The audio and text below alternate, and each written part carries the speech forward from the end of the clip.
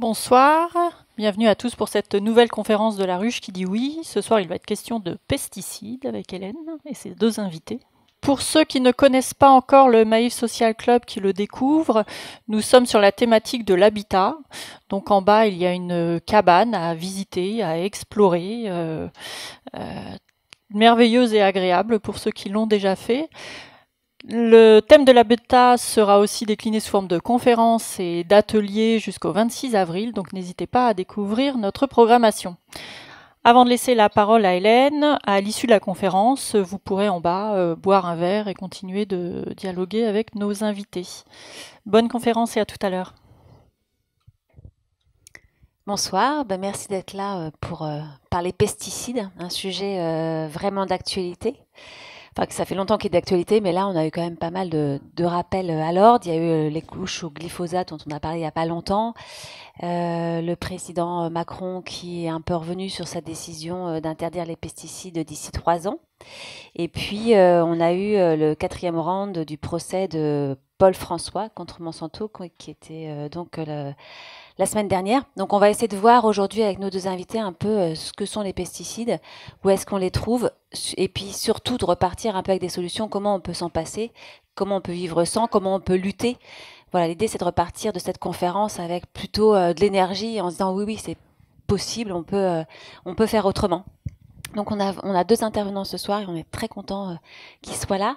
On a Paul François, vous avez vu à la télé sans doute, voilà, qui est agriculteur, qui était en conventionnel et qui s'est intoxiqué par un produit de Monsanto et qui est président de l'association Phytovictimes et auteur d'un livre, Un paysan contre Monsanto. Et nous avons également Jade Jourdan, qui est agronome et qui représente le mouvement Nous voulons des coquelicots, qui a été lancé il y a 2 mois à peu près, 1 mois, 2 mois, 3 mois. Bon, ça passe vite, enfin, à l'automne, notamment sous la houlette de Nicolino. Alors, on va peut-être commencer par le commencement, remettre un petit peu les choses à leur place. Un pesticide, c'est quoi? Comment on s'est arrivé là?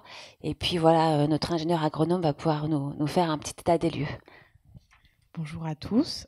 Donc moi, je suis donc agronome de formation et je m'intéresse surtout aux agricultures alternatives. Donc pour un petit contexte, un pesticide, c'est défini par tout produit chimique en fait qu'on va appliquer sur le champ dans le but de défendre une culture. Donc ça comprend par exemple les engrais azotés, les fongicides qui vont lutter contre les champignons, les insecticides qui vont lutter contre les insectes. Voilà, donc ça c'est un petit rappel pour qu'on soit tous au clair avec ça. Et donc nous, l'association pour laquelle je travaille, on a lancé un appel donc en octobre contre l'interdiction de tous les pesticides de synthèse, puisque en fait bon, il y a des énormes crises finalement sanitaires autour de ces questions, et aussi puisque nous on a fait le constat que la lutte finalement molécule par molécule, donc c'est-à-dire faire interdire les néonicotinoïdes ou faire interdire le glyphosate, etc., ça laisse aussi une porte ouverte à l'industrie pour développer derrière de nouvelles molécules. Donc nous, le message qu'on porte, c'est l'interdiction de tous les pesticides de synthèse, absolument tous, justement pour éviter en fait l'épuisement aussi de finalement faire des études, mener des études, etc., dénoncer, amener les questions citoyennes sur la place publique pour essayer de les défendre, pour une molécule qui finalement, entre-temps, est tombée dans le domaine public, etc., et va être remplacée par une autre. Donc nous, c'est vrai que notre message, c'est vraiment contre tous les produits chimiques, absolument tous les produits chimiques qui sont utilisés dans l'agriculture. Alors les pesticides, est-ce que c'est une histoire récente ou finalement les pesticides de synthèse, ou est-ce que on les utilisait déjà il y a très longtemps sous une autre forme? Alors en fait, l'histoire de la chimie, elle est finalement assez récente, puisque en 1907, on a l'invention des pesticides qu'on va utiliser dans les champs. Bon, après, ils sont énormément démocratisés, surtout à partir des années 50, mais l'invention, elle date vraiment de 1907. Et en fait, avant cette période-là, le rôle de l'agriculteur, c'est réellement de produire, bien sûr, de vendre sa production, mais aussi de reproduire la fertilité des sols, puisque, en fait, cette fertilité, elle s'épuise si on ne l'entretient pas. Donc, ça va être par des apports de fumier, l'humus, etc. Vraiment penser cette logique à long terme et penser son système agricole sur une échelle de temps qui est de sa vie, mais aussi une vision très patrimoniale de ce que c'est qu'avoir une terre et de la céder. Donc finalement, c'est comme ça que les agricultures se sont développées depuis presque toujours, enfin en tout cas du moment où elles étaient sédentaires, parce que l'agriculture nomade, c'est encore une autre question. Et en fait, la chimie, elle permet de s'extraire en fait de ces contraintes-là, puisqu'on n'est plus obligé de penser la fertilité de son sol comme quelque chose on doit allouer de l'énergie pour la reproduire dans le temps, mais on peut tout simplement compenser par de la chimie. Donc, c'est-à-dire plutôt que de penser au taux d'humus dans son sol ou de matière organique et à comment est-ce qu'on peut la maintenir et la faire augmenter, eh ben, on va tout simplement mettre de l'azote de synthèse qui est produit dans une usine, qui pose énormément de problèmes de pollution aussi par rapport à tout ce qui est algues vertes, pollution des nappes phréatiques, etc. Mais finalement, en fait, on ne pense plus un système agricole, c'est-à-dire quelque chose dont on a hérité, qu'on va léguer, qui fait partie d'un écosystème et qu'il faut entretenir dans un équilibre qui est fragile, puisque ce qu'on veut, nous, c'est produire, mais il faut quand même préserver l'environnement qui rend possible cette production. En fait, on s'abstrait de ça et finalement, on pense vraiment à la plante dans son champ. Et donc ça, pour moi, ça m'amène un peu à la définition de ce qu'est l'agriculture industrielle, finalement. Souvent, on pense que l'agriculture industrielle, ça veut dire que tout est produit dans une usine, que tout est produit dans un bâtiment, etc. Mais c'est pas uniquement ça, en fait. C'est une définition que je partage et que pas mal de gens partagent, mais en fait, souvent, l'industrialisation de l'agriculture, ça veut dire que l'unique but auquel on veut répondre, c'est la fructification du capital. Et en fait, l'unique rentabilité qu'on cherche à avoir, c'est une rentabilité qui est économique ou une rentabilité du travail qui répond à l'unique but de la production. Et donc, en fait, justement, quand on rentre dans ce type de logique qui est uniquement une logique de marché, en fait, on applique des techniques extrêmement court-termistes qui amènent en fait à une érosion des équilibres des écosystèmes. Et là, je vous ai pris l'exemple de la fertilité, mais c'est un exemple qu'on peut appliquer à tout, en fait, à arracher les haies. Donc, en fait, on se passe des auxiliaires de culture. Donc, quand il n'y a plus d'insectes pour réguler les populations, on met des insecticides, etc. En fait, c'est toute cette logique-là qui mène à l'augmentation de l'utilisation de la chimie en agriculture de plus en plus. Voilà, j'espère que ça vous a recontextualisé. Alors, bon, les pesticides, c'est un peu difficile d'y échapper aujourd'hui. Quels sont les principaux risques liés aux pesticides? Peut-être que Paul François, vous pouvez nous répondre sur la partie, en tout cas, santé, et puis on verra avec vous, Jade, sur la partie environnementale. Oui, bonsoir. Merci de me donner la parole. Moi, j'interviens aussi. Alors, vous avez dit que j'étais... effectivement, j'ai le triste privilège de combattre Monsanto depuis 12 ans, mais je suis aussi le président d'une association, Phytovictimes, qui est une association qui vient en aide aux professionnels qui ont utilisé des produits chimiques. Alors, quand je dis professionnels, c'est que souvent, on imagine qu'il n'y a que les agriculteurs qui sont concernés. Mais il y a aussi toutes les personnes qui ont travaillé. Alors, il y a les agriculteurs en eux-mêmes, il y a les salariés agricoles, et puis il y a tous ceux qui travaillent dans les espaces verts, y compris ici à Paris. Enfin, même si maintenant Paris a fait le choix de ne plus utiliser de produits chimiques, mais il y a quelques années, ces salariés-là étaient très exposés aux pesticides. Et l'exemple américain, parce qu'on dit jardinier, c'est un jardinier professionnel, Dwayne Johnson. Et donc voilà, nous, c'est les professionnels. Donc la santé des professionnels, on la connaît bien. On connaît bien la problématique de l'impact de ces pesticides parce que si j'avais été un cas isolé, alors pourquoi on a créé cette association? Parce que mon cas avait été effectivement médiatisé dès le départ et d'autres agriculteurs s'étaient rapprochés de moi et on a créé cette association par le constat que nos syndicats peinaient à s'occuper de cette problématique. Et c'était une omerta autour de la santé des agriculteurs, des professionnels. Donc on a créé cette association en 2011 avec d'autres victimes. Et force est de constater que bientôt 8 ans après, cette association ne fait que grandir par le fait qu'on a énormément de demandes de malades. Et puis que notre association aussi travaille conjointement avec des institutionnels tels que l'ANSES et autres. Bien sûr qu'il y a un impact sur la santé des professionnels parce que cette chimie, je vais juste dire quelques mots en complément de ce que vous avez dit parce que votre explication est juste, mais je ne voudrais pas que l'on donne l'impression que ce soit qu'une volonté des agriculteurs. Il faut quand même, 1907, vous avez complètement raison, Mais le boom, il est juste après-guerre. Tout le monde le sait quand même. Mais il faut bien rappeler que nous n'avions pas l'autosuffisance alimentaire en France. Et alors moi je dis souvent, on peut toujours refaire l'histoire, mais les faits sont là. Il a fallu nourrir la France avec une exode rurale qui était énorme. Il y avait grosso modo 10 millions d'agriculteurs après-guerre. Il y en a moins d'1 million aujourd'hui. Donc une exode rurale de moins en moins de main-d'œuvre. Et cette main-d'œuvre qui s'éloignait des champs, qui arrivait en ville, c'est la chanson de Jean Ferrat, et qui dit quand ils sont devant, je ne me rappelle plus les phrases, mais préfèrent le poulet aux hormones. Mais à un moment donné, il y a eu ce boom qui a fait qu'il a fallu répondre à cette demande avec moins de main-d'œuvre. C'est vrai qu'à travers le plan Marshall, mécanisation, chimie, qui s'est présenté à nous, ça a été la solution, qui n'était peut-être pas la bonne, mais c'était la solution. Et ce n'est pas que le monde agricole qui l'a choisi, c'est aussi un choix de société qui a été fait et qui s'est accentué après l'autosuffisance alimentaire. Si je précise ça, et après je reviendrai sur la santé, mais j'aime bien quand même, pourquoi le monde agricole n'en parle pas, c'est qu'on a souvent stigmatisé le monde agricole. Donc j'en finis. Dans les années 70, les pouvoirs publics, avec une inflation à 12%, à un moment donné, décident de confier, excusez-moi du terme, le panier de la ménagère à la grande distribution. Et le boom de la grande distribution va avec ce que l'État leur confie. Et qu'est-ce qui se passe ? La grande distribution demande aux agriculteurs de produire de façon abondante, mais pas bien sûr aux dépens de la qualité. Et on s'est engouffré dedans. Et personne ne s'est posé la question qu'à un moment donné, si après-guerre, on va retenir à peu près 45% du budget familial était consacré à l'alimentation, et aujourd'hui c'est 12 à 13%.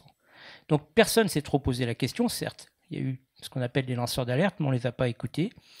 Et je veux dire par là que c'est un choix qui s'est fait collectivement, plus ou moins forcé pour certains, c'est vrai, mais ce n'est pas dû qu'à l'agriculture. Tout ça pour s'apercevoir aujourd'hui que nous, agriculteurs, nous avons été exposés pendant 20 à 30 ans à des produits hautement toxiques, je dis bien hautement toxiques, malgré nous, malgré ce qu'on nous a dit. Alors pourquoi malgré ce qu'on nous a dit? C'est qu'on nous expliquait que ces médicaments des plantes, ces produits, si on prenait quelques précautions, alors quand je dis quelques précautions, c'était pas des scaphandres comme on nous présente aujourd'hui, hein. C'était éventuellement des gants et encore pas toujours. Et on s'est exposé. Moralité, qu'est-ce qui se passe aujourd'hui? C'est que des milliers et des milliers d'agriculteurs, je parle bien de plusieurs milliers d'agriculteurs, ont été ou vont être impactés. Alors il y a 2 pathologies, parce que j'ai entendu Agnès Buzyn il y a encore quelques jours dire on manque de preuves scientifiques, elle ne se gêne pas pour le dire, alors que la maladie de Parkinson aujourd'hui et le lymphome non-hodgkinien sont 2 pathologies inscrites au tableau des maladies professionnelles. Ça veut dire qu'il y a eu un travail scientifique pour indiquer que ces 2 pathologies étaient bien liées à l'utilisation des pesticides. Nous, l'association, aujourd'hui, nous travaillons, notre vice-président fait partie de la COSMAP, c'est la commission de reconnaissance en maladies professionnelles, et Antoine Lambert se bat avec d'autres pour inscrire d'autres pathologies. Il y a des grosses suspicions sur toutes les maladies neurodégénératives. Il y a des suspicions sur le cancer de la prostate, du rein, et puis je pense que la plupart des cancers peuvent être liés dans notre profession à cette multi-exposition. Moi, c'est une intoxication aiguë. C'est pour ça que j'ai pu attaquer la firme Monsanto, parce que l'accident a été référencé, le toxique est connu. Et malgré ça, c'est 12 ans de procédure. Et Monsanto, il y a une semaine, nous étions à Lyon, et les avocats de Monsanto disent cette affaire n'a pas eu lieu. Bon, ça c'est un autre sujet. Mais la plupart des agriculteurs, c'est une multi-exposition. C'est pour ça qu'on ne peut pas attaquer les firmes directement. Et que nous demandons aujourd'hui un fonds d'indemnisation, c'est un autre débat, mais on le demande parce que pour obtenir réparation. Et effectivement, dire il va falloir sortir des pesticides. Je connais très très bien Fabrice Nicolino, et c'est un débat qu'on avait souvent ensemble. Et je lui dis, si tu fais les coquelicots pour dire il faut sortir des pesticides du jour au lendemain, je ne te soutiens pas, parce que ça ne marchera pas. Par contre, effectivement, dire on va sortir des pesticides, et moi mon point de vue c'est de dire que l'on ferait un programme sur 10 à 15 ans et en sortir pour éviter de remplacer une molécule par une autre molécule. Le glyphosate, c'est le plus emblématique. Il y a à peu près un an, j'ai dit, et j'assume ce que je dis, sur Inter un matin, mais peu importe la radio, je dis, on me demandait, mais est-ce que vous êtes pour ou sortir enfin arrêter le Roundup? Et je réponds, si on se donne un calendrier de 3 à 5 ans, ça me paraît raisonnable. Mais si on interdit le glyphosate du jour au lendemain, c'est une erreur. Et quelques heures après, on disait que j'étais un pro-défenseur de Monsanto. Alors, excusez-moi, je veux bien, mais certainement pas défendre Monsanto. Et pourquoi j'ai dit ça? Et ça rejoint ce que vous venez de dire, madame, c'est très important, c'est que sortir du glyphosate, si on le remplace par une autre molécule, ça ne sert à rien. Remplacer le glyphosate par de l'agronomie, là, on a gagné. Et si on le retirait du jour au lendemain, les agriculteurs vont utiliser des produits qu'ils ont sur le marché, qui sont homologués actuellement, et qui, permettez-moi de vous dire, sont parfois plus dangereux que le glyphosate. Le glyphosate, c'est emblématique pour certains. Ben, c'est aussi le produit le plus utilisé au monde, donc c'est pas anodin. Mais il y a d'autres produits qui, à mon avis, mériteraient en ce moment d'être retirés plus rapidement que le glyphosate. Mais certes, pour moi, d'un titre personnel, c'est sûr que le glyphosate, il faut le retirer parce que ça a des effets différés. Et puis, je suis bien placé pour savoir que si Monsanto dit que ce n'est pas dangereux, j'ai combat depuis 12 ans, le produit qui m'a intoxiqué avait été interdit en 1985. Il y a une semaine, devant le tribunal, ils ont dit « mais ce produit n'est pas dangereux ». Les chercheurs se sont trompés. La preuve, on continue de le vendre en Chine. Il n'y a plus que la Chine pour l'acheter. Ça, c'est une bonne preuve. Oui. C'est une bonne preuve. Non, mais voilà, vous voyez jusqu'où ils vont. Voilà. Oui, les pesticides, et comme nous sommes bien placés aussi pour savoir, nous, on ne peut pas se battre, l'association, sur tous les fronts. Mais on sait très bien que ça ne s'arrête pas à la parcelle. On sait très bien qu'il y a les riverains. On sait très bien qu'il y a le consommateur. Donc voilà, il faut aller vers une agriculture qui se passera des pesticides. Il y a des agriculteurs, sans parler du bio, qui vont déjà dans cette démarche, qu'on réduit de 20, 30, 50%. Ce qui, aujourd'hui, m'exaspère, c'est que même le gouvernement actuel, mais même ceux d'avant, mais peut-être encore plus celui-ci, si déjà il se servait du modèle de ceux qu'on réduit de 50%. 50%, ça, on peut les réduire de façon très rapide. Mais même ça, on ne le met pas en place. Donc vraiment, voilà, je suis long, excusez-moi. Non, pas de souci. Là, vous avez parlé de la santé des agriculteurs, mais effectivement, ça ne s'arrête pas au champ. Est-ce que, voilà, pour la santé de nous tous ici, quelles sont les répercussions un peu des pesticides sur tout un chacun? Alors, moi, j'ai fait une étude l'année dernière qui, en fait, était une étude bibliographique de tous les articles qui ont été publiés, en fait, depuis que la recherche a commencé sur les micro-algues. En fait, les micro-algues, ça a la spécificité d'être des organismes qui se retrouvent dans tous les milieux, donc c'est très intéressant à étudier, parce qu'en fait, ils sont à la fois dans la mer, dans l'eau douce, dans le sol, etc. Et comme c'est petit et ça se retrouve partout, donc c'est très pratique. Et en fait, j'ai fait une forme de méta-analyse en fait, sur tous les documents scientifiques qui ont été publiés à ce sujet en lien avec le glyphosate. Et en fait, c'est des expériences de chercheurs du monde entier. Il y a environ 300 articles qui testent en fait, la toxicité du glyphosate sur tout type de microalgues. Et en fait, ce qui est très impressionnant, c'est de se rendre compte que finalement, en fait, cette pollution, elle est partout. C'est que déjà, on teste cette toxicité dans des laboratoires sur des molécules. En fait, peut-être pour clarifier juste, le glyphosate, c'est la molécule active qui est un désherbant, donc comme vous l'avez dit, le plus utilisé au monde. C'est un désherbant total, donc qui est utilisé souvent avant de semer dans un champ. On met du glyphosate pour nettoyer le champ, entre guillemets, c'est-à-dire tuer toutes les herbes qui sont dessus. Et après, on ressème une nouvelle culture. Et donc, ce pesticide-là, donc c'est le plus utilisé au monde. Et il y en a des quantités énormes dans l'environnement. Et en fait, c'est cette molécule, donc le glyphosate qui est dedans, c'est dans les formules Roundup, Roundup Ready, etc. C'est souvent, voilà, c'est cette formule-là qui est commercialisée par Monsanto, qui est très connue. Et en fait, les tests de toxicité, donc qu'est-ce que c'est un test de toxicité? C'est qu'en fait, on va prendre un organisme, donc là, une microalgue, puisque c'est mon sujet, et on va tester la dose pour laquelle cet organisme va mourir, enfin 50% des organismes de la population vont mourir. Donc ça, c'est un test écotoxicologique. À peu près toutes les études pour définir la dangerosité d'une molécule sont faites comme ça, hein, le dissolvant, le vernis à ongles, enfin tout est fait sur ce modèle-là. Et en fait, ces tests-là, déjà, ils sont menés sur des molécules pures. Or, ce qu'on remarque, c'est que dans la nature, en fait, on n'est pas soumis à une molécule par une molécule. C'est-à-dire que moi, je suis un être qui a une histoire qui est complexe. Toute ma vie, je vais être soumis, en fait, c'est exactement comme ce que vous dites sur les agriculteurs, sur les pollutions diffuses. C'est pareil pour tous les citoyens, en fait. Moi, j'ai aussi de la pollution qui émane des voitures, des plastiques, des pesticides qui eux-mêmes interagissent entre eux. Et ensuite, ce qu'il faut comprendre aussi, c'est que la molécule, elle ne reste pas inerte, en fait, puisque son principe, c'est de réagir. C'est pour ça qu'on appelle ça une molécule active.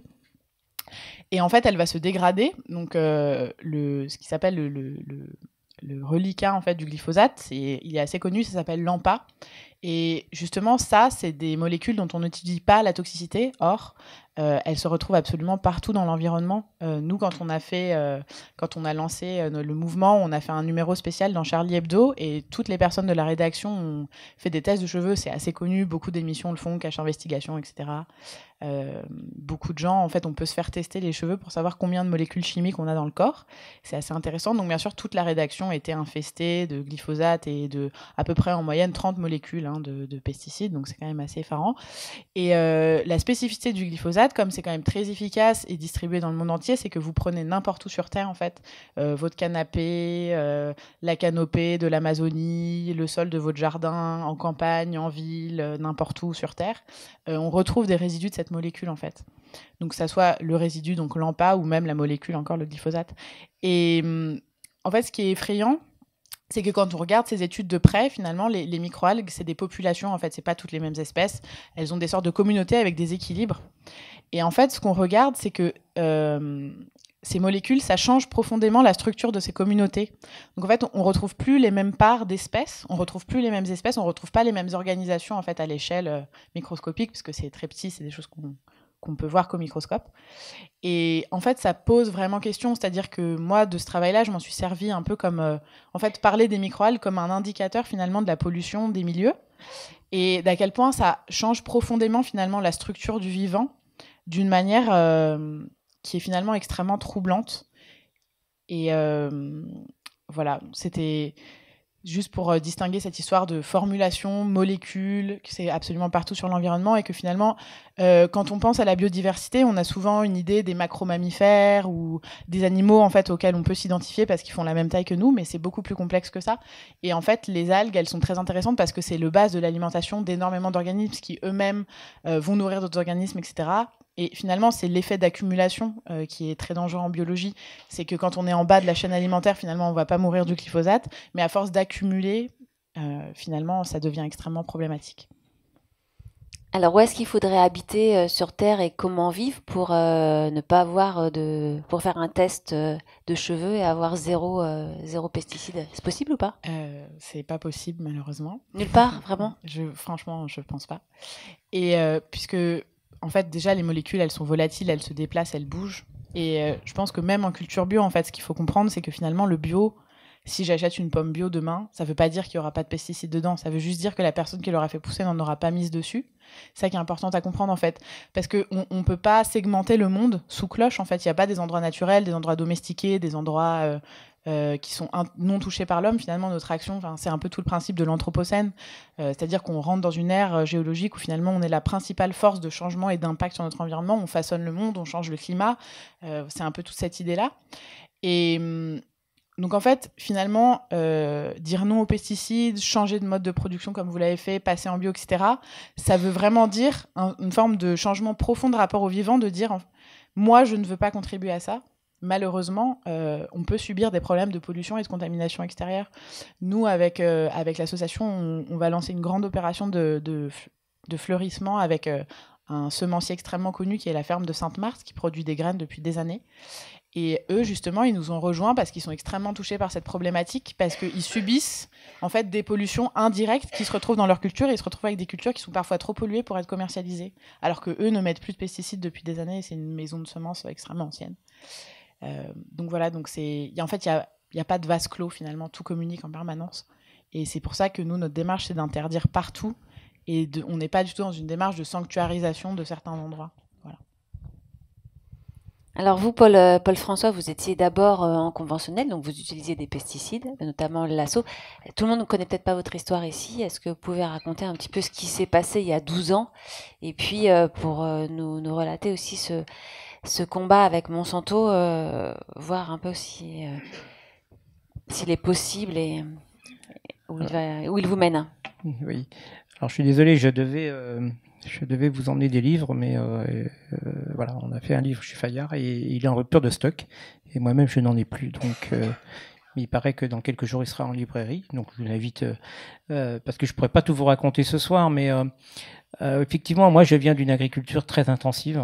très très intensive. Hein. J'ai 55 ans et comme la plupart de mes collègues de mon âge, hein, quand on s'est installé dans les années 80, moi j'ai repris l'exploitation familiale et cette chimie, je dis souvent, cette chimie qui avait apporté tant de confort à nos parents, confort matériel, confort physique, confort tout court, parce que la chimie permettait aussi d'assurer une régularité dans la production, hein, parce qu'avant on dépendait du temps, des aléas météo, mais aussi la météo avait un impact direct sur les maladies de la plupart des plantes, y compris sur les animaux. Donc la chimie apportait un confort dans le travail, parce qu'on est passé d'un travail manuel à un travail mécanique, et puis une régularité dans les rendements, donc un confort matériel. Et il ne faut pas en avoir honte non plus de ça. Nos parents avaient bien le droit d'avoir un revenu, mais mon père m'expliquait, t'es gentil mon garçon, mais pour élever 6 enfants, il fallait aussi avoir du revenu.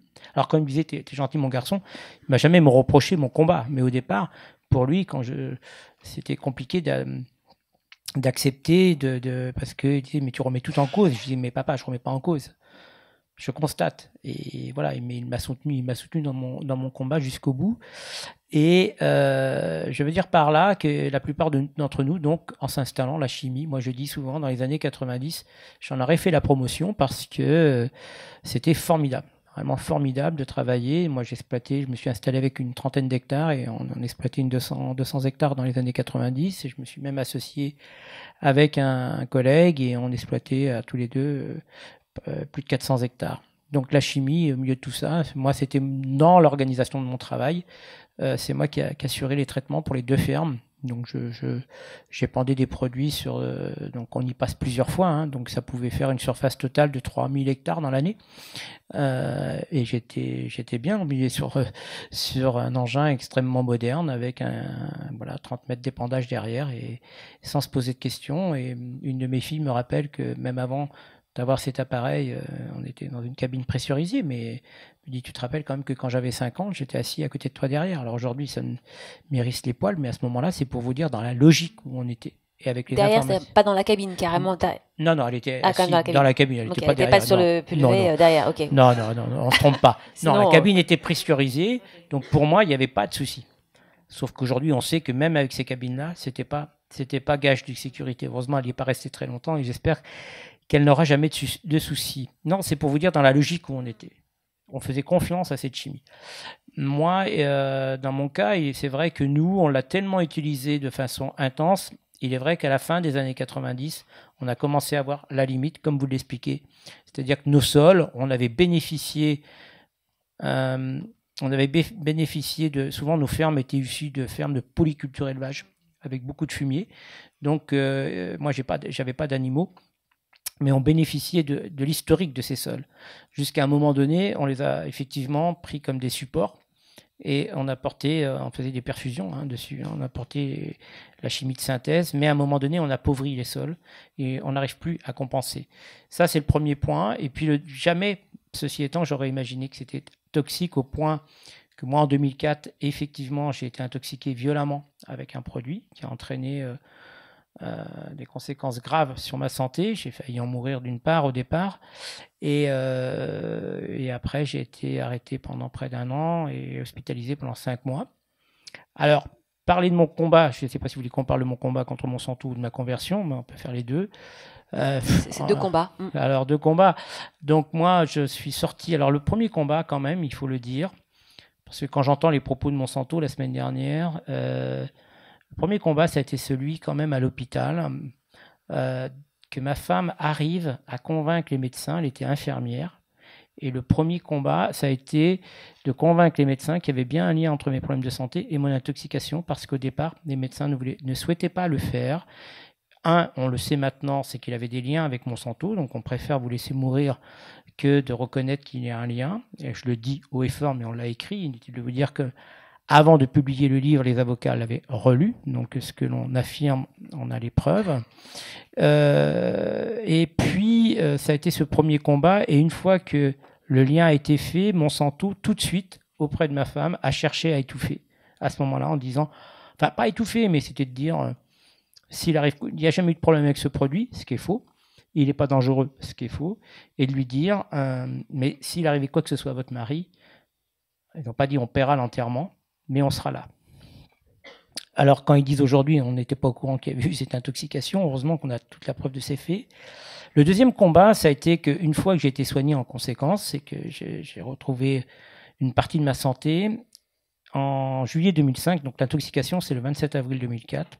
Quand j'ai repris mon activité en juillet 2005 de façon partielle, j'ai souhaité obtenir une reconnaissance en maladie professionnelle. Nous sommes affiliés à une caisse spécifique à l'agriculture, la MSA, Mutualité Sociale Agricole. Ça m'a été refusé, donc j'ai entamé une procédure, ce qui était tout à fait normal. Hein.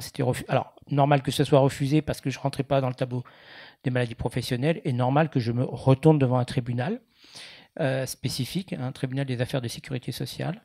Et pendant cette procédure, en 2007, j'ai compris que, enfin, il m'a semblé que Monsanto avait caché la toxicité de ce produit volontairement, ou en tous les cas, ils auraient dû être, s'ils nous avaient mis, et moi en particulier, un peu plus en garde sur l'étiquetage, j'aurais pris d'autres précautions. Donc en échangeant avec mon avocat, je lui ai fait part de mon intention je me disais, mais pourquoi pas porter plainte contre Monsanto? Et à ce moment-là, je reprends souvent ces dires, c'est possible, mais il faut le faire rapidement, parce qu'il y a un délai de prescription de 3 ans. Si vous le faites, ça sera long, coûteux et violent. Il ne s'est pas trompé, 12 ans de procédure et on n'est pas au bout de la procédure.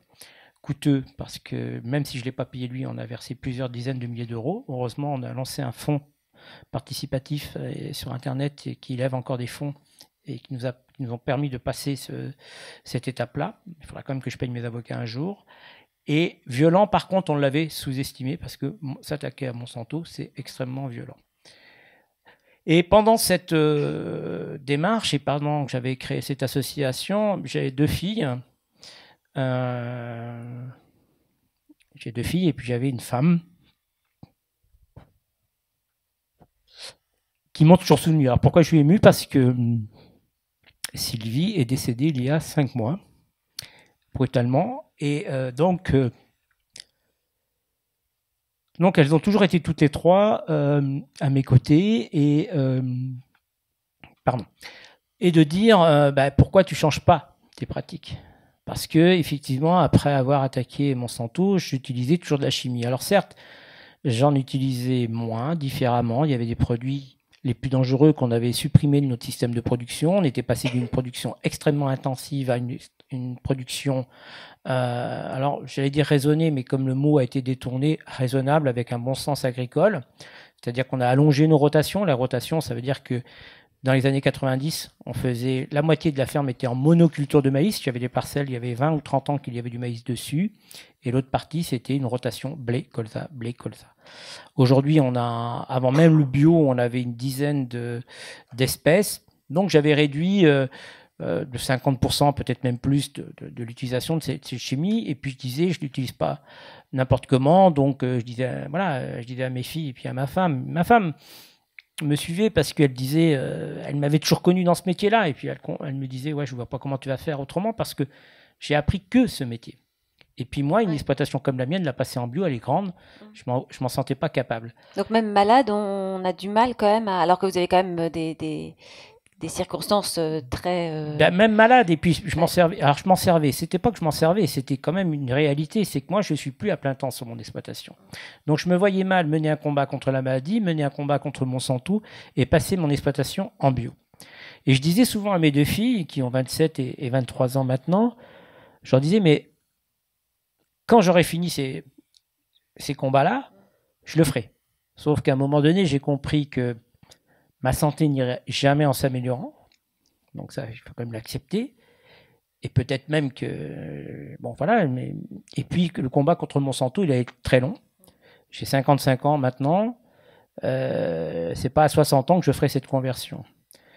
Donc, tous les prétextes que j'avais pour ne pas le faire, petit à petit, disparaissaient. Puis, dans ma tête, à un moment donné, c'est des rencontres. J'ai rencontré des exploitations de la même dimension que la mienne, qui étaient en bio.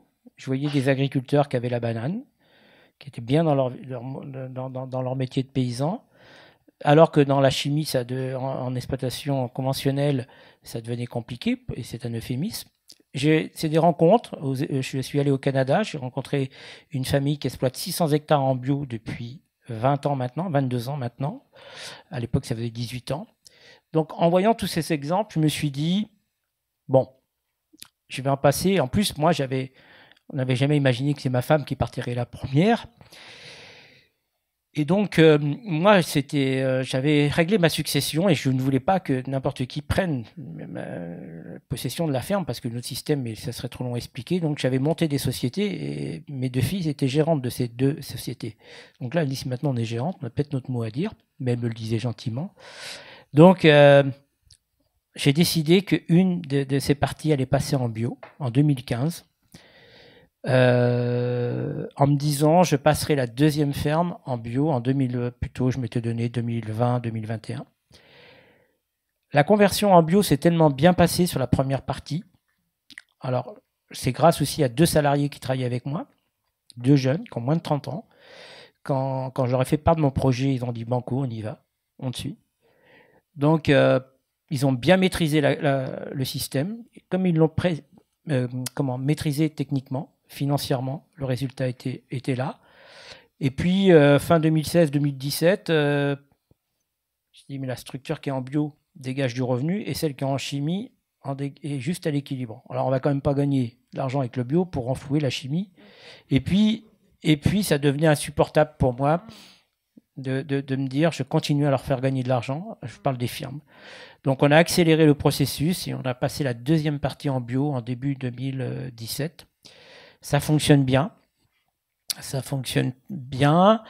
Dire qu'on réussit sur toutes les productions, certainement pas. Mais parce qu'on a diversifié nos productions, il y a toujours 1 ou 2 qui vont flancher. Mais sur le résultat technico-économique, ça fonctionne.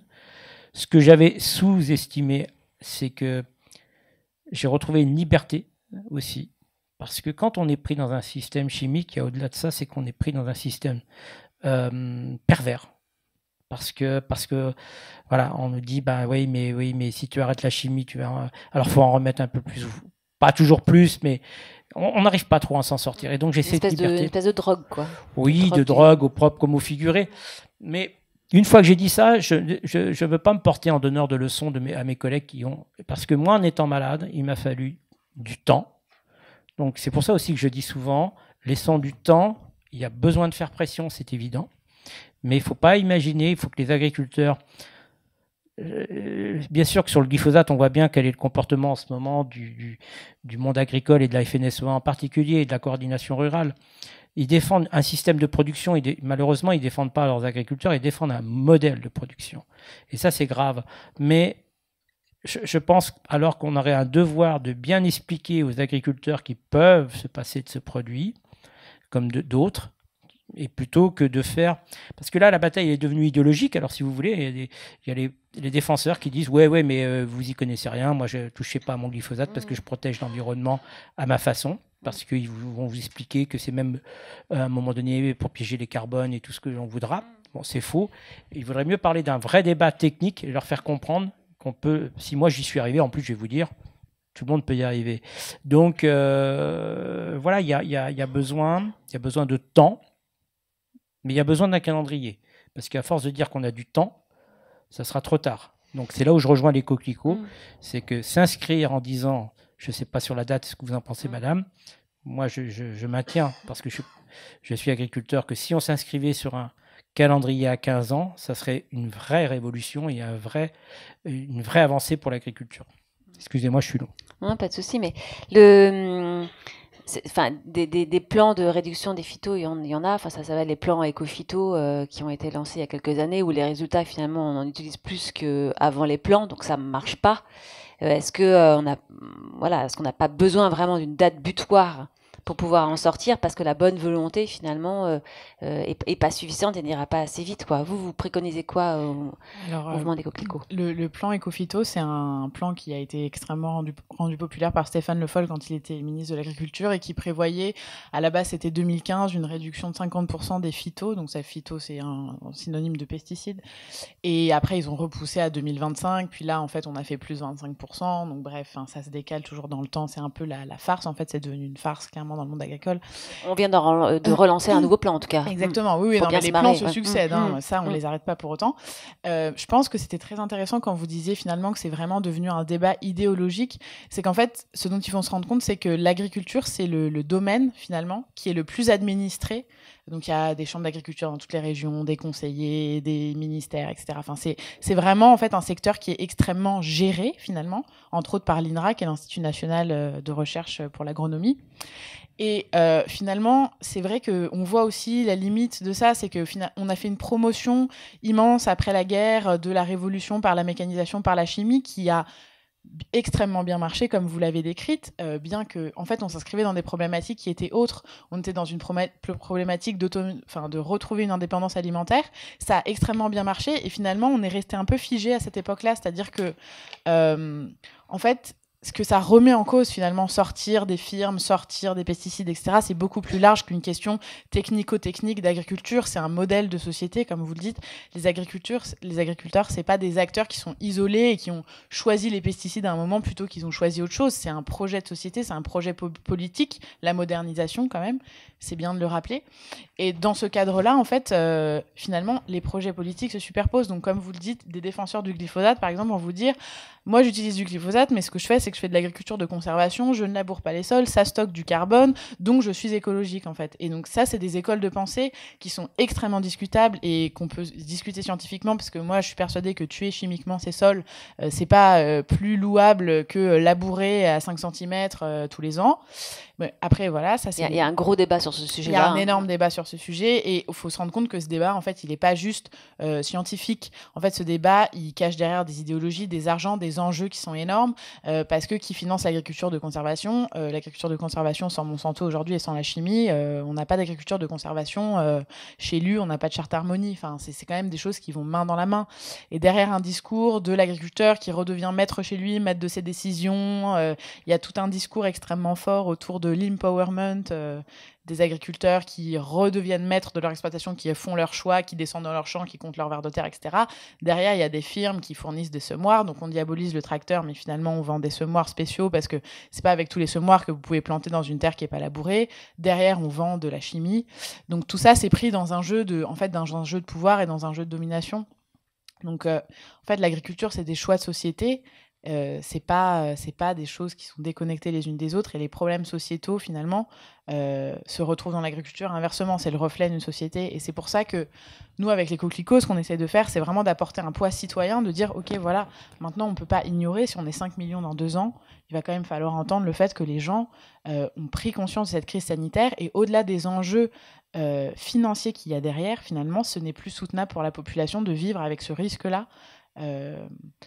Et c'est pas non plus rendre service aux agriculteurs, c'est-à-dire que moi, l'instrumentalisation d'un certain nombre d'agriculteurs très techno-optimistes pour dire regardez Roger dans son champ, tac, on le met à côté de son tracteur avec son GPS, on lui dit mais regardez quelle qualité, etc. En fait, c'est des faux services qu'on rend aux gens, et quand on voit le nombre de maladies professionnelles, c'est effrayant. Moi, j'ai un prof à l'agro qui est dans mon école d'agronomie, qui est un ponte en agriculture alternative et qui s'est tourné vers ces questions-là il y a extrêmement longtemps. En fait, pourquoi est-ce qu'il s'est tourné vers ces questions-là ? Parce qu'il était conseiller en coopérative, donc c'est-à-dire qu'il n'a jamais été agriculteur lui-même. Il était conseiller, il allait chez des gens. Il a eu un cancer extrêmement grave du sang. Et en fait, il s'est rendu compte par une étude scientifique dans sa région, qui étudiait exclusivement les gens de sa région qui avaient son type de maladie, que les gens du milieu agricole avaient 70% de chances de plus que les autres de développer des maladies. Donc moi, c'est vrai que j'ai beaucoup de mal en fait avec ce discours qui finalement dit mais regardez les pauvres, on va les priver de ça, c'est un retour en arrière, tout ce qui est les discours un peu ringards finalement des agriculteurs alternatifs qui sont quand même très présents dans les milieux conventionnels, pour moi ça n'a pas de sens. Et aussi toujours les solutions qui sont techno-optimistes, de dire on va s'en sortir par plus de technologie, plus de précision, on va mettre des drones au-dessus des parcelles pour répandre pile la bonne quantité, ça n'ira jamais dans la nappe, etc.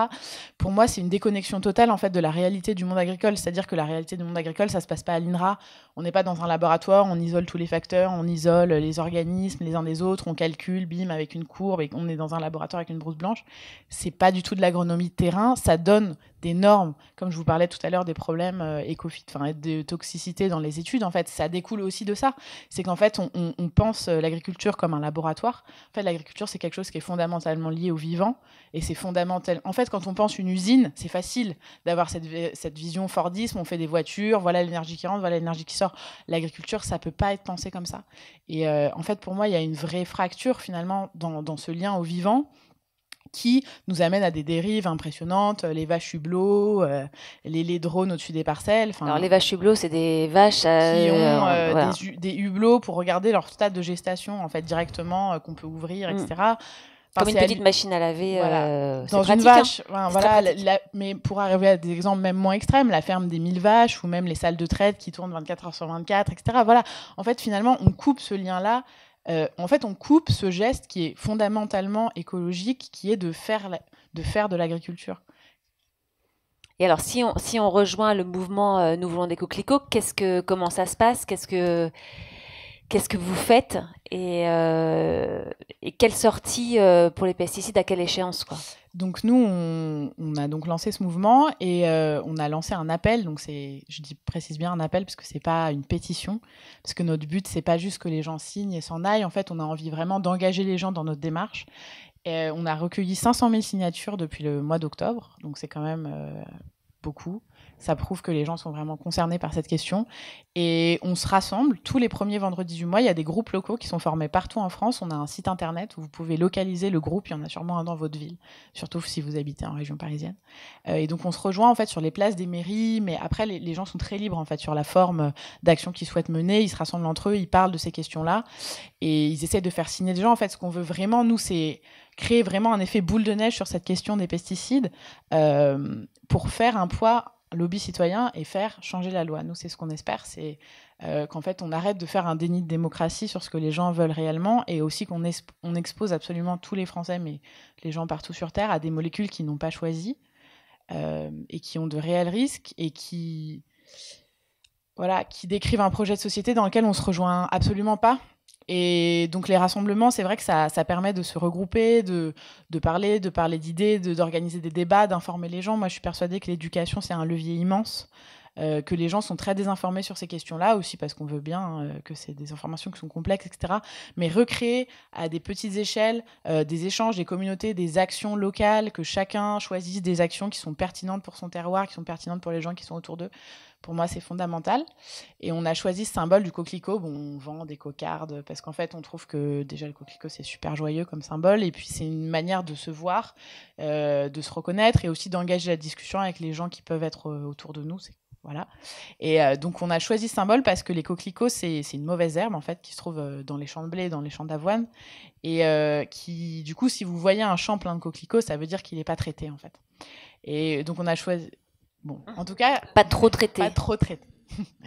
Et du coup, on a choisi ce symbole-là, et aussi parce que c'est une graine qui est extrêmement résistante dans le sol, et que finalement, quand on arrête de tuer chimiquement les sols, il y a des graines qui restent, qui sont là depuis des années, et qui peuvent regermer. Et donc, c'est aussi un symbole de la résilience de la nature face à l'action de l'homme. Donc, voilà.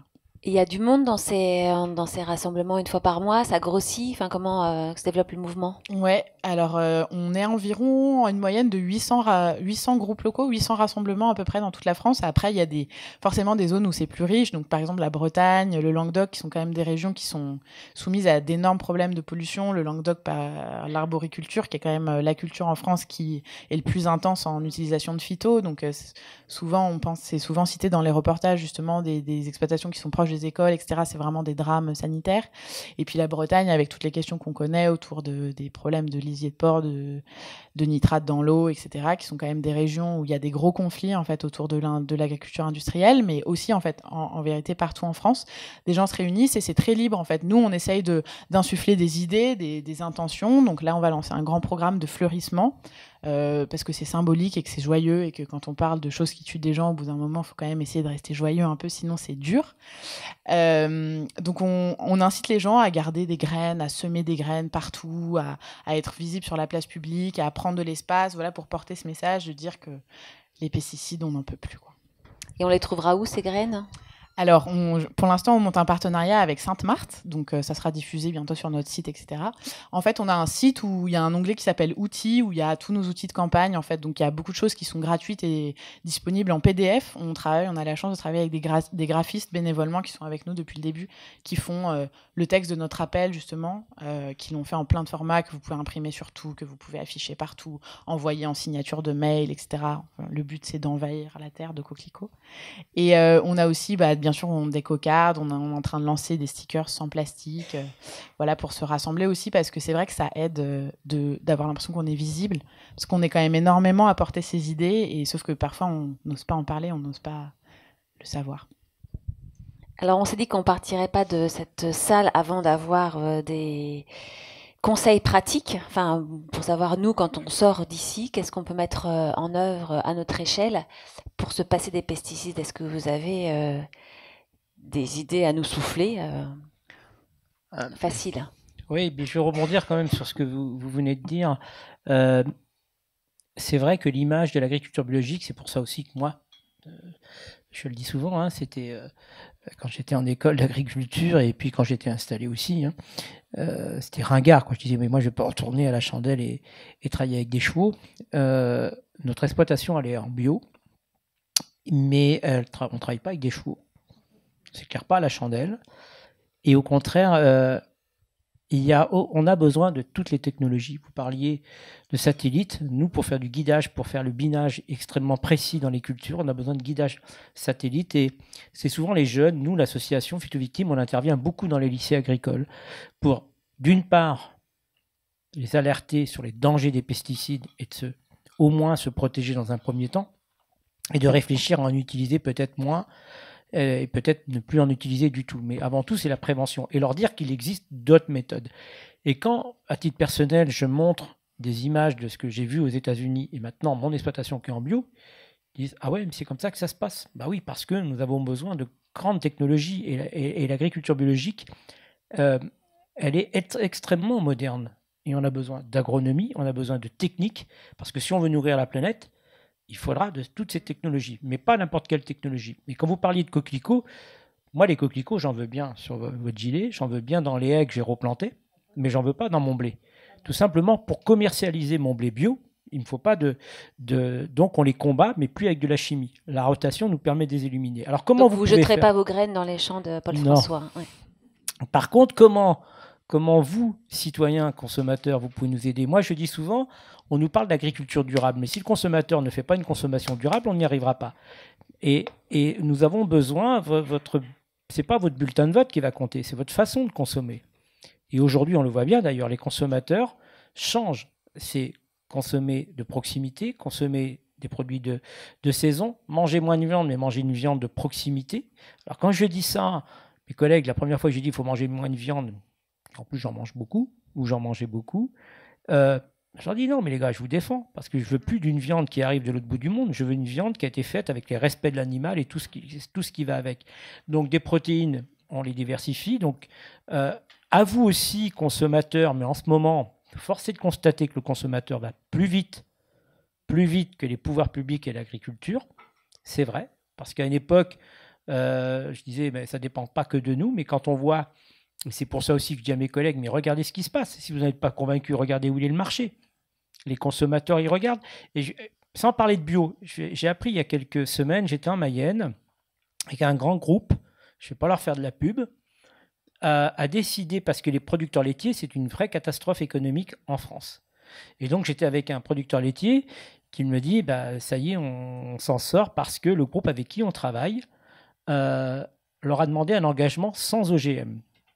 Sans OGM, c'est juste avant sans glyphosate, parce que c'est pas l'OGM en tant que tel qui est dangereux. C'est les glyphosates qui sont épandus dans ces pays tels que le Brésil ou l'Argentine, où là-bas, c'est pas 1 litre hectare, c'est des 20 litres hectare que l'on épand. Et donc, ces OGM arrivent gorgés de glyphosate. Et les industriels l'ont compris, donc ils disent à leurs producteurs, nous, on vous garantit 230 € la tonne de lait, alors qu'elle est plutôt à 230, 330, peu importe les chiffres. Ils leur garantissent un prix où le producteur peut gagner sa vie, mais en contrepartie, le producteur n'utilise plus d'OGM. Il me disait, j'ai 8 € de différence sur mon coût, mais avec ce prix, je peux m'en sortir. Mais je ne prends plus d'OGM. Ça veut dire que le consommateur, si ce grand groupe de fromage le fait, c'est parce que le consommateur, il est en train de regarder et du sans OGM, ça commence à lui parler. Et que le bio, ça commence à lui parler, le sans pesticides, ça commence à lui parler. Pourquoi ? Moi, je constate, pour faire des conférences comme ce soir un peu partout en France et ailleurs, que les gens, ils se disent, mince, on nous dit tout le temps qu'à plus de 50 ans, une personne sur 2 va être touchée par le cancer. Puis à un moment donné, ils le constatent dans leur propre famille. C'est le tonton, c'est les parents, c'est le frère. On le constate tous. Pardon. Et d'où ça vient ? Bien sûr, le cancer n'est pas dû qu'aux pesticides. Mais le mot pesticide, il revient souvent dans l'alimentation et autres. Et donc, maintenant, ce n'est plus une question de bobo écolo, de classe sociale. C'est que même des jeunes disent, mais on ne veut plus bouffer de la merde, ras-le-bol, quand on voit les dégâts que ça occasionne. Donc, on veut autre chose. Donc, vous, consommateurs et citoyens, ce n'est pas le bulletin de vote, c'est comment vous allez consommer. Ça va nous aider peut-être à convaincre nos collègues d'en utiliser moins et peut-être moi je le souhaite, d'aller vers une agriculture qui se passera des pesticides. Mais il faudra aussi comprendre, à un moment donné, je finirai là-dessus, que c'est un coût supplémentaire. Alors, bien sûr, la question, elle vient tout de suite derrière. Oui, mais comment on fait pour payer ? Il y a suffisamment d'études, le WWF en a fait, mais d'autres l'ont fait aussi, je ne suis pas là pour de montrer que pour le même budget consacré à l'alimentation, si vous regardez bien à votre gaspillage alimentaire, parce qu'on gaspille tous, les industriels gaspillent pour nous, mais déjà dans un foyer, ce que l'on achète... Madame ne gaspille pas. Tout le monde ne gaspille pas. Non, des gens qui ne gaspillent pas. Alors, je ne suis peut-être pas dans le bon public. non, mais... si pour le même budget, on peut se nourrir sans pesticides avec une alimentation saine, parce que du bio, mais des fraises bio au mois de janvier en France, ça ressemble à rien. C'est pas ce bio-là qu'il nous faut. Il y en avait en promotion en plus. Oui, mais c'est pas sous la neige.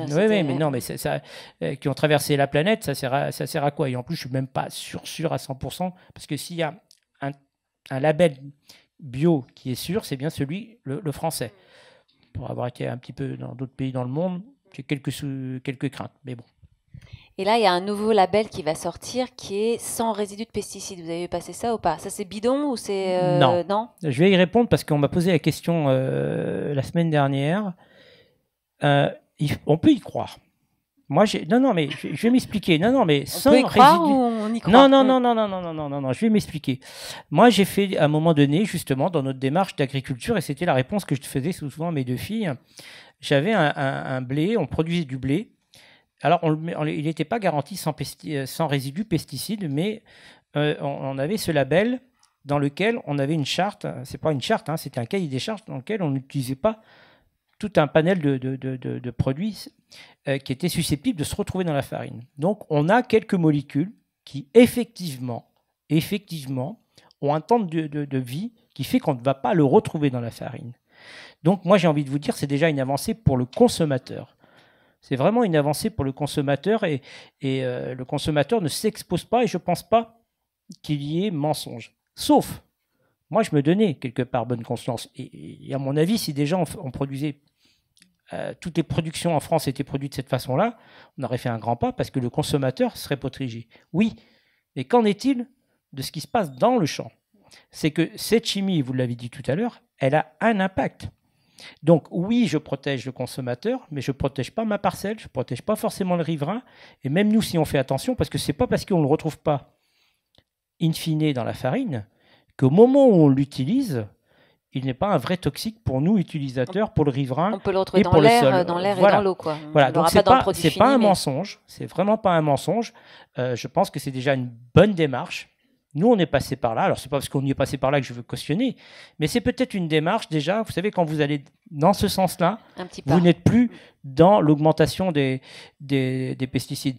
Un tout petit bémol, parce que aussi, vous avez dit tout à l'heure, et c'est là où je ne suis pas des fois d'accord avec le plan Éco-Phyto, il n'a pas fonctionné, on connaît tout ça, nous, on y a participé, il a été lancé sous l'ère Sarkozy, après Hollande, et puis tout ça. De là à imaginer, moi je ne suis pas toujours d'accord avec les ONG qui disent oui, mais ça veut dire que les agriculteurs en utilisent plus. Ce n'est pas tout à fait aussi simple. c'est aussi malheureusement que nos systèmes de production et beaucoup de terres qui étaient dédiées à l'élevage ont été mis en céréales et qu'on a augmenté globalement l'utilisation des pesticides. En règle générale, et là je pèse mes mots parce que je connais le monde agricole, et le monde agricole ne m'a jamais défendu dans mon combat, hein, donc j'ai une liberté de parole, grosso modo, quand même, pas grosso modo, en règle générale, il y a une volonté d'en utiliser moins à l'hectare. Mais quand même, globalement, on en achète plus sur la totalité, sur la superficie de la France. Donc, faut pas croire non plus. Les chiffres, on leur fait dire ce que l'on veut. Mais en tous les cas, il faut aller vers une diminution et vers une suppression. Juste pour répondre sur ça, c'est vrai que c'est l'argument qui est totalement recevable pour l'échec cuisant de ce plan éco-phyto, c'est de dire qu'on a enchaîné des années qui est... Pas la seule raison. Oui, et aussi la disparition des prairies permanentes et de la mise en culture des céréales parce que c'est plus rentable, parce que bien sûr il faut faire attention à ça et qu'on regarde les primes et qu'on regarde combien ça rapporte et c'est totalement normal. Après aussi, ce qu'il faut se rendre compte, c'est que finalement quand on est dans ce modèle de la chimie, on est aussi pris dans tout un truc de conseils, de chambres d'agriculture, et qu'en fait on est tellement dans le monde agricole, mais parce qu'on l'incite. Quand je dis le monde agricole, je ne parle pas des agriculteurs en tant qu'individu, je parle de tout le système qui mène à ça. Et aussi dans une paranoïa, c'est-à-dire qu'on a une peur de l'épidémie, on a une peur du mildiou, on a une peur de ça. Et en fait, on est ultra connectés, les téléphones. Enfin, moi, je rencontre beaucoup d'agriculteurs et on fait beaucoup d'entretiens. Et ça m'impressionne de voir à quel point il y a le téléphone sur la table et que c'est les infos alertes toute la journée. Alerte épidémie de ça, alerte fongique, alerte machin. Le truc connecté a dit que là, il fallait fertiliser de 60 unités parce que, etc. Parce qu'en fait, on pousse à ça aussi et on est tellement peur de l'aléa climatique que finalement, on va compenser par de la chimie, sauf que plus on reste dans cette optique industrielle, dans cette optique de pollution, plus on change le climat et finalement, en fait, on n'a plus de repères. Et le seul repère qui nous reste, c'est de compenser par des éléments chimiques. Donc, c'est pour ça que je vous rejoins dans le sens que c'est pas si simple, en fait. C'est pas juste que les gens s'en fichent de dépenser de l'argent pour mettre des produits, puisque c'est aussi des choses qui coûtent extrêmement cher. Et donc, bien sûr que finalement, les agriculteurs ont tout à gagner à raisonner leurs apports, puisque mettre quelque chose qui va ne servir à rien au niveau de la production et au niveau de la plante, qui va juste polluer et qui va leur coûter de l'argent, c'est un non-sens pour tout le monde. Donc, bien sûr que ce discours-là, il existe. Après, dans les faits, il y a tellement cette culture de la peur et aussi cette envie de toujours de la performance par rapport aux aléas climatiques que c'est qu'on biaise en fait complètement. Et plus on change notre climat, plus on enchaîne des années qui ne se ressemblent pas. Et il y a une perte complète de repères à ce niveau-là. Donc c'est aussi une grosse part. Mais là, je suis à 100% avec vous sur le fait de... Je l'ai connu, hein, et je dis souvent que pour être agriculteur en conventionnel aujourd'hui, tel que je l'ai pratiqué, vous n'avez pas besoin d'aller à l'école. Hein. Un bon smartphone et attaque de pucerons, et c'est effectivement hyper stressant, plus le fait que dans une plaine, il y en a un qui commence à traiter. Et alors moi en bio, c'est stressant parce que nous, on sème... avec un mois de décalage par rapport à mes collègues. Alors qu'avant, j'étais plutôt dans les premiers. Donc, quand tout le monde a fini de semer, puis que nous, on est encore avec notre matériel en train de le regarder en disant « c'est trop tôt, c'est trop tôt, c'est trop tôt », et après, on rentre dans une autre démarche. Mais c'est vrai que c'était effet de stress. Là, je vous rejoins. Je l'ai connu. Ah oui, il y a des pucerons. Alors, on va même plus voir à la parcelle. On va directement chercher le produit pour l'épandre. Et puis, après, on va passer aux questions comme ça. Pour une toute petite conclusion, finalement, sur le caractère un peu ringard et démodé des agriculteurs alternatifs, finalement, voir un puceron et se dire je le tue parce que je suis dans cette culture de la productivité, que je veux surtout pas perdre de rendement, que aussi mes apports sont extrêmement précaires parce que je vends en conventionnel, souvent avec des prix qui sont pas super, que je suis étouffée. Donc finalement, ma seule manière de m'en sortir, c'est d'avoir un rendement extrêmement performant et je suis dans ce risque, en fait, dans ce jeu du risque, finalement. Dire je vois un puceron, je le tue, c'est une forme de pensée qui, pour moi, aussi est très simplificatrice du rapport à qu'est-ce que c'est un écosystème, qu'est-ce que c'est un monde vivant, qu'est-ce que ça veut dire travailler avec le vivant, etc.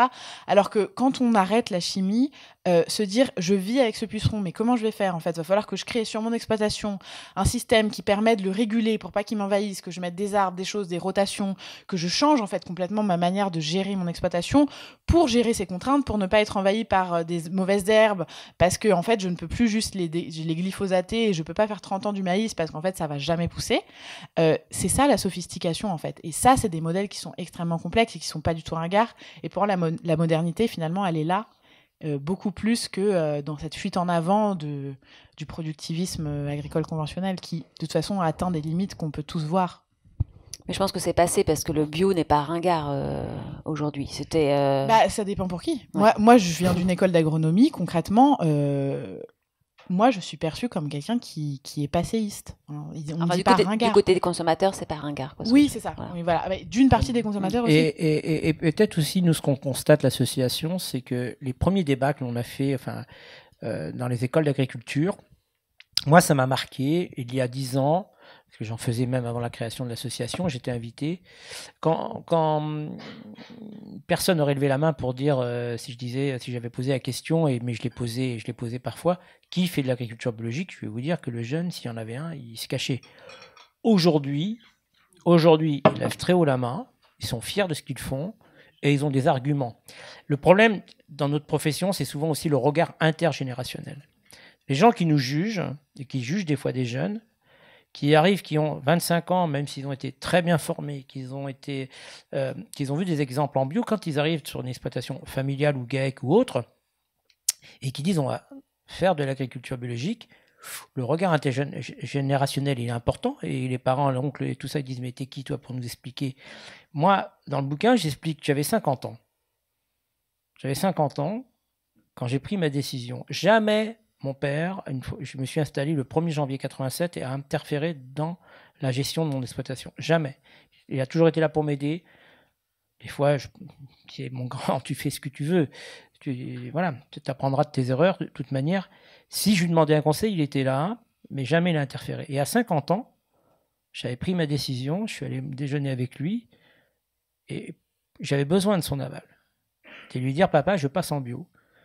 Et je me souviens de sa réponse, je lui ai dit, il m'a dit, ça va, tu vas être cohérent avec tout ce que tu fais.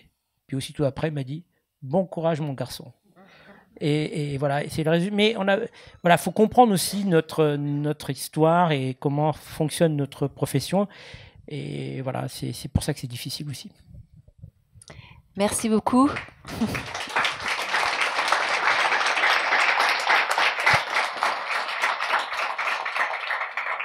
On a un quart d'heure pour les questions. Donc voilà, il y a des doigts qui se tendent. Donc madame qui ne gaspille pas du tout, attention à une question.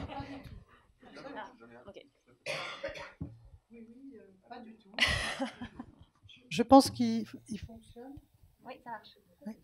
Je voulais vous féliciter, Monsieur François, parce que moi, je vous suis depuis très longtemps.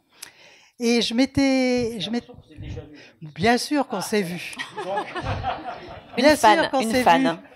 On s'est même tous les deux un peu attrapés parce que... Ok, très bien. Non, c'est parce que moi, depuis 16 ans, j'ai créé une association pour proposer les alternatives aux trop chimiques. Donc, j'aime les agriculteurs et chaque fois qu'il y a eu des colloques avec l'UIPP et tout ça, où ils ont fait passer un message total où les Français n'aimaient pas leurs agriculteurs, je leur ai dit, on les aime, mais si vous voulez, j'avais été étonnée que vous ne soyez pas passé en bio. Donc bravo, bien sûr, on en avait discuté. Par contre, j'ai relevé des petites choses que je voudrais un peu mettre au point. Parce que l'agriculture dont on nous rabat les oreilles en disant que c'était pour nourrir le monde. L'agriculture chimique, elle est arrivée avec les restes des produits de la guerre. Donc, qu'est-ce qu'on fait avec les produits de la guerre pour les utiliser? C'est là qu'elle est arrivée, l'agriculture. Parce que les agriculteurs, c'était pas pour nourrir le monde, c'était pour écouler les produits de la guerre. Et je l'ai dit à l'Académie de l'agriculture, ils ont été très étonnés, mais ils l'ont dans leur livre. Alors, ce n'est pas les gens qui ont demandé des pommes calibrées, ce sont les grosses coopératives, puisque les grosses coopératives sont avec le Crédit Agricole. Et ce sont les grosses coopératives qui ont dit, c'est les gens qui trient les pommes. On va mettre les machines, on va supprimer les gens. Et donc, on a interdit aux arboriculteurs qui étaient producteurs de vendre leurs pommes sur le marché. Ils vendaient des pommes de tout calibre et on dit toujours, que voulez-vous que je mange une pomme qu'un ver ne voudrait pas? Et donc, c'est le système qui est comme ça. Donc, c'est pas complètement pour nourrir le monde. Il ne faut pas oublier que c'est pour la guerre.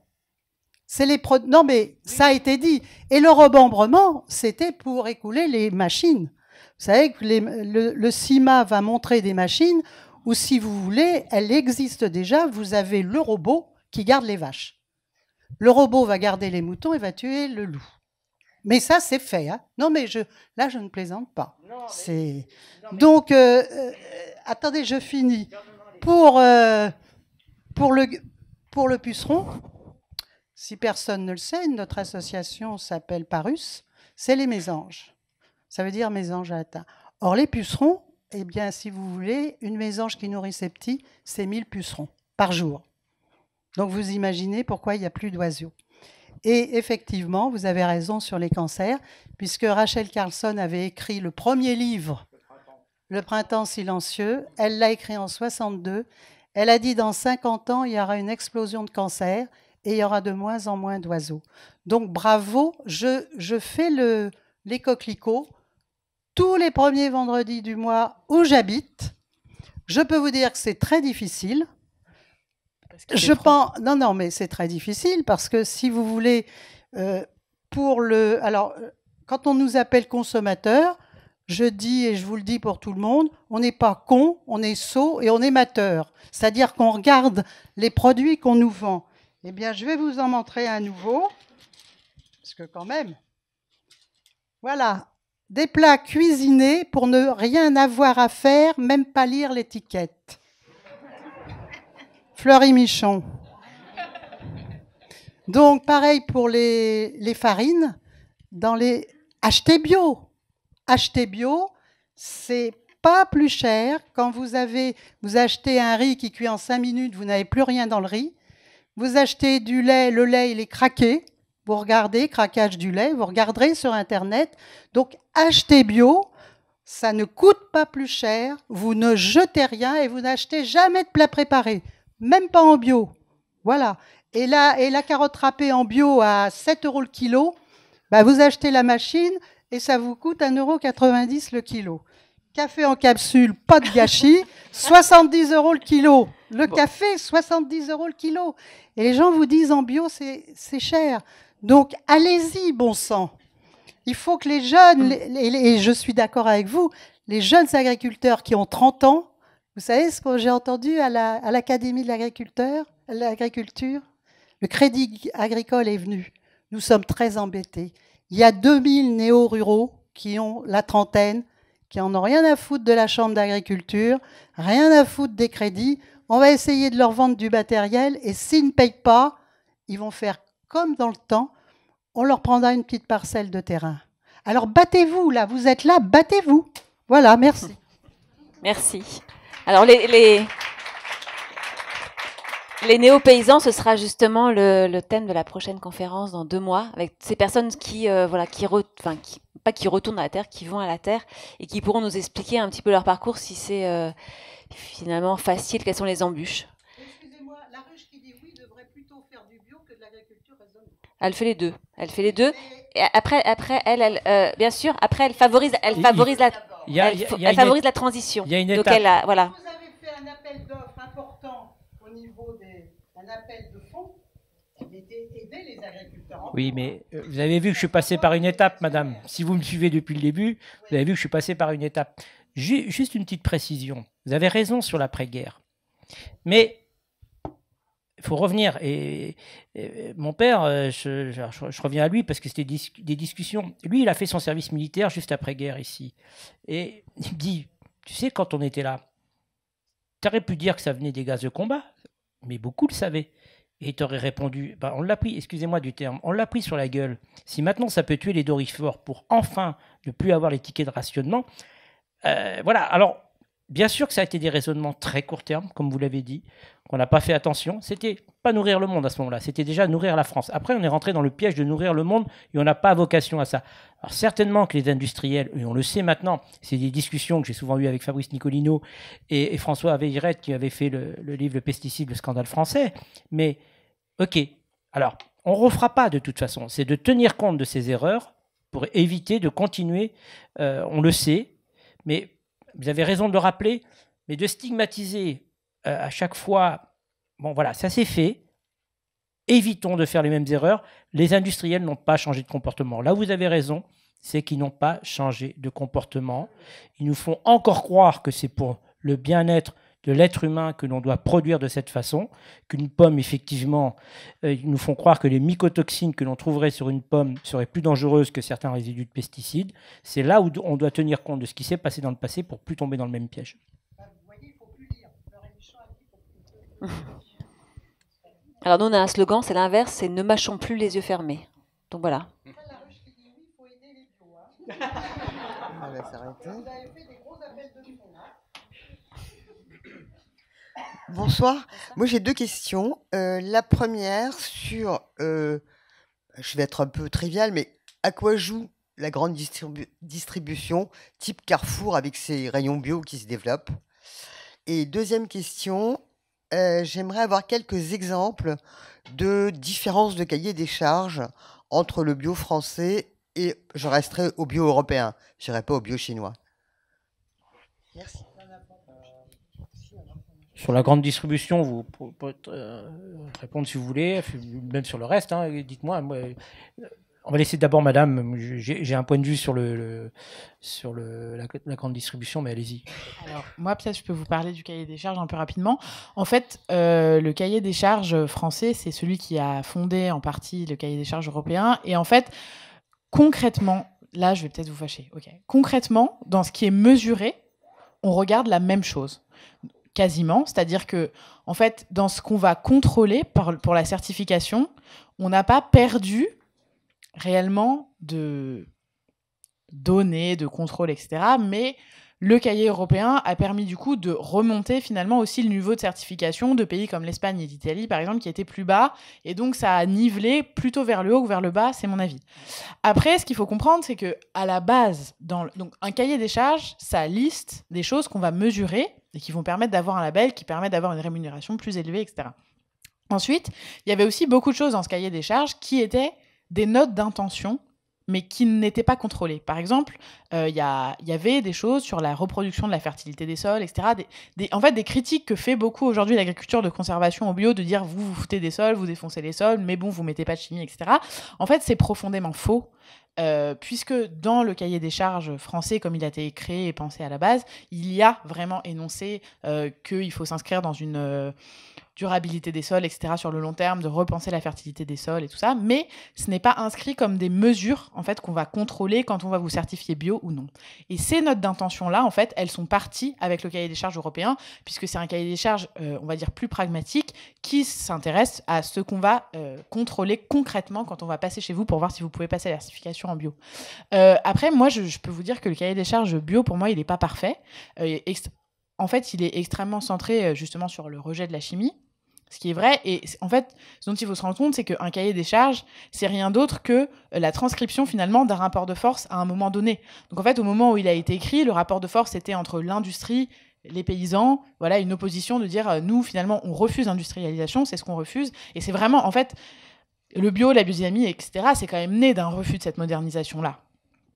Donc, voilà, c'est ce qui a été noté sur le papier. Ensuite, depuis, l'histoire a continué. Énormément de choses se sont ajoutées. Et il y a beaucoup d'autres organismes, comme par exemple, je sais pas, Nature et Progrès, ou même des gens qui eux-mêmes sont dans une démarche beaucoup plus profonde, en fait, d'agroécologie, de compréhension des écosystèmes, qui vont beaucoup plus loin que le cahier des charges bio. Il n'y a pas de certification pour parler de ça, mais c'est quand même des choses qui existent et qui étaient énoncées et que les fondateurs du bio ont quand même pensé dans leur démarche initiale. Voilà, donc ça, c'est pour répondre un peu au cahier des charges. Ensuite, sur les grandes surfaces, je pense aussi que c'est un peu ça. Enfin, en fait, finalement, comme vous l'avez dit, le consommateur demande du bio. Le bio, c'est aussi un marché. Voilà. Et finalement, en fait, des gens font du bio pour des questions d'idées et des gens font aussi du bio pour des questions de marché. Et ça, c'est quelque chose quand même qu'il faut comprendre. Et c'est là aussi que je pense que tout le rôle des circuits courts, etc., joue un rôle énorme, c'est-à-dire que acheter du bio qui vient d'Argentine, mais même sans parler de ça, en fait, acheter du bio industriel sans chimie, parce qu'on peut aussi finalement transposer un modèle agricole industriel. Bien sûr que bon, il n'y a pas de chimie, c'est voilà, beaucoup de choses changent, mais quand même rester dans cette même idée de profit. Il y a une niche, ça me permet d'augmenter mes revenus. Bon bah, je m'engouffre dedans, c'est mieux. Moi, je trouve pas ça pire, je trouve ça mieux, mais je trouve ça loin d'être suffisant. Et en fait, ça questionne pas notre vrai rapport à l'alimentation, notre vrai rapport au vivant. Et finalement, en fait, vendre des choses plus près de chez soi, vendre à des structures qui font de la vente directe, etc. C'est questionner, le consommateur, c'est questionner qu'est-ce que c'est que d'acheter, qu'est-ce que c'est d'agir, qu'est-ce que c'est de manger tous les jours, mais c'est aussi le producteur, en fait, qui se demande qu'est-ce que ça veut dire, finalement, produire de la nourriture pour des gens qui sont autour de moi dans tout ce que ça implique. C'est-à-dire que c'est une culture, la cuisine, et c'est une forme de création de société. Et donc, c'est beaucoup plus vaste que juste le bio, Carrefour, le nanana, etc. Bien sûr qu'il y a... Tout ça, c'est un spectre. Et en fait, le label bio n'empêche pas de se questionner sur quelles sont les raisons profondes des choses derrière. Et substituer une chose par une autre, ça ne change rien. En fait, c'est une vraie réflexion qu'il faut mener, je pense, par rapport aux alimentations. Non, puis... Vous n'empêcherez pas la grande distribution de s'engouffrer dans un marché. Non, excusez-moi. Et puis j'en fais pas. Et d'un autre côté, et pourquoi ils ne le feraient pas? Et pourquoi ils ne le feraient pas? Il y a des gens qui consomment, et Madame l'a dit, hein, c'est aussi au consommateur de choisir où il va, où il a envie d'acheter. Il y a des gens qui considèrent aujourd'hui que la grande surface c'est quelque chose de pratique parce qu'ils vont tout trouver.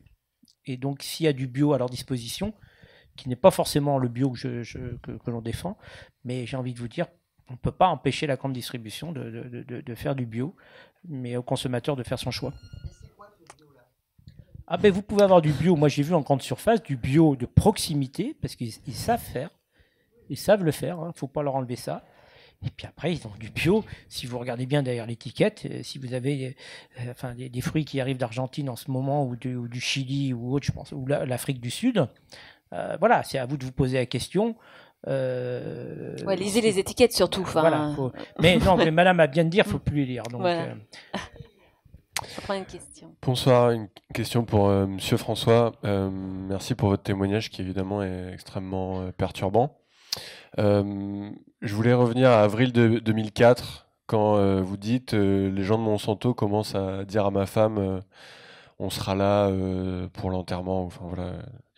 Je voulais comprendre comment ça se passe exactement, les ressorts de la manipulation à ce moment-là, parce que les gens de Monsanto on dit souvent ils, on, machin. Moi j'aimerais bien comprendre comment ça se passe très concrètement, c'est-à-dire est-ce que c'est des gens de Monsanto France, après je sais pas si vous avez le droit d'en parler en fait, mais est-ce que c'est des gens de Monsanto France qui viennent sur le terrain, qui se déplacent, ou c'est des gens de la coopérative, ou c'est... Voilà, j'aimerais bien savoir comment ça se passe. Et la deuxième question, c'est juste, vous dites vous n'avez pas été trop soutenu par le monde agricole. Même les groupements d'agriculteurs bio, les GAB et tout, ils vous ont pas trop soutenu. Voilà. Alors je vais prendre à l'envers. Bien sûr qu'après les bio, mes collègues bio ou pas bio, hein, certains de mes collègues m'ont soutenu. Mais le monde agricole en règle générale en 2004, il faut retourner. Je suis en train de calculer 15 ans en arrière. 15 ans. Hein. Bon, on n'en est pas tout à fait dans les mêmes, même y compris d'ailleurs. Les bio n'étaient pas ce qu'ils sont aujourd'hui, mais bien évidemment dans un deuxième temps, j'ai eu le soutien de ces groupes d'agriculteurs, mais de la FNSEA, de la coordination rurale, c'était plus compliqué. Comment ça s'est passé avec Monsanto concrètement? Alors c'est pas en avril. Moi, mon intoxication, c'est le 27 avril 2004. J'ai été hospitalisé aussitôt l'intoxication. C'est pas à ce moment-là que le contact a été fait avec Monsanto. Il s'est fait en février 2005 parce que mon état de santé s'est dégradé progressivement et j'ai été hospitalisé à partir de fin novembre 2004. Et quand j'étais dans un hôpital parisien, parce que ma femme et ma famille étaient...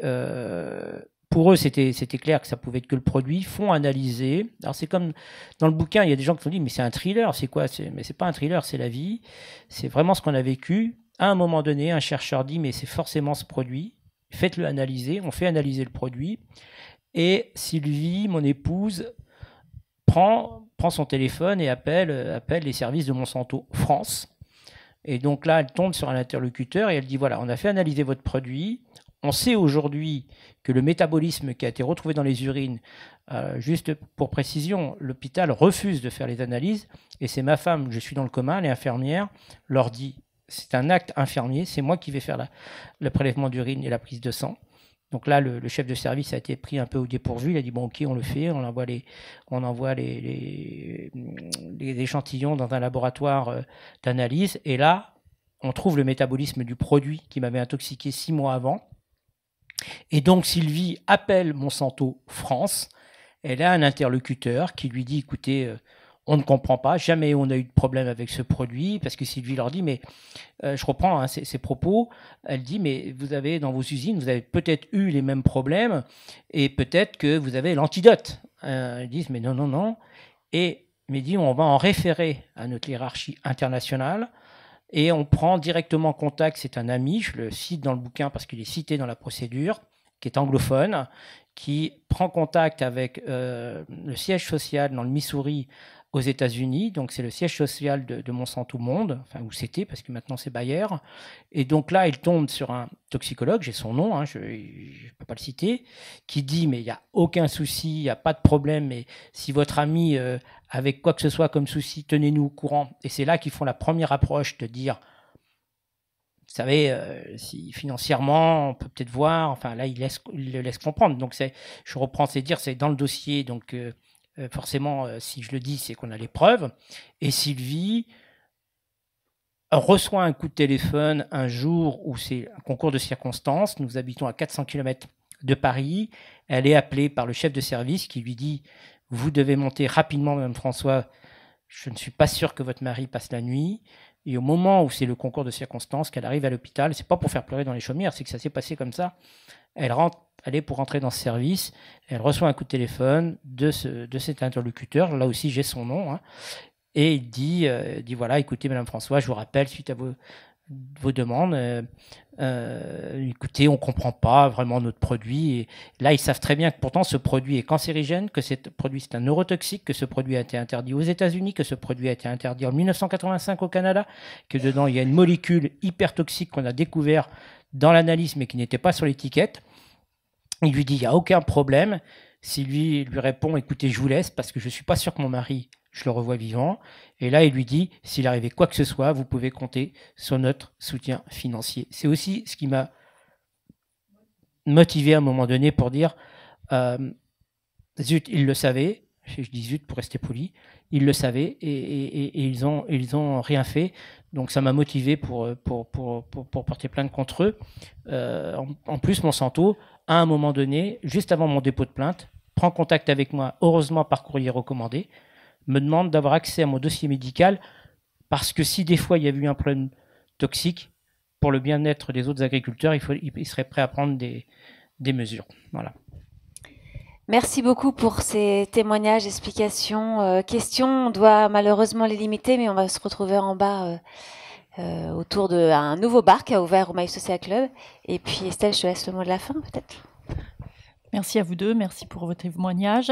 Effectivement, un nouveau bar vous attend en bas si vous voulez boire un verre et continuer d'échanger avec nos trois interlocuteurs avec Hélène. Merci à tous. Et en attendant, on mange bio, local, de saison, et on y va, et on ne jette pas. Merci à tous.